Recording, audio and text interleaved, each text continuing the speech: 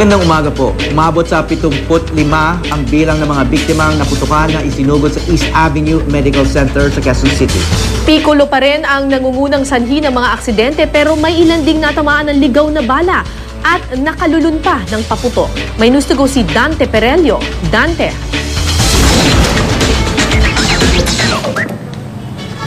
Yes, Kara, Hawi, magandang balita. Mula nga kaninang hating gabi hanggang sa mga sandaling ito ay wala nang isinusugod dito sa East Avenue Medical Center sa Quezon City na biktima ng paputok.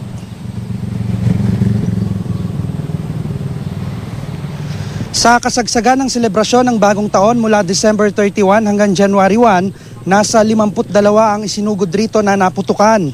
Sa pinakahuling tala naman ng East Avenue Medical Center mula December 21 hanggang kaninang alas 5 ng umaga, umabot sa 75 ang nabiktima ng paputok rito.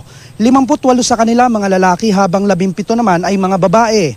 Matapos namang gamutin, nakauwi rin agad ang 67 pero may 6 na kinailangang i-admit dahil sa mas grabeng pinsala at para rin maobserbahan. Nangunguna pa rin sa listahan ng mga paputok na nakasugat sa mga biktima rito ang Piccolo na nasa 32 at Quitis 8, Luces at Whistle Bomb 5, 5-star 4, Fountain 3. Isa naman ang tinamaan ng ligaw na bala at nakalulo ng paputok.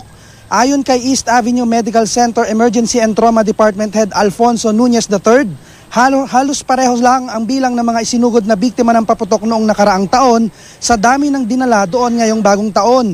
Gayunman, ayon sa DOH, sa kabuuan ay mas mataas ang bilang ng mga naputukan ngayong taon kumpara ng nakaraang taon. At yan ang latest update mula rito sa East Avenue Medical Center. Dante Perelio, GMA News.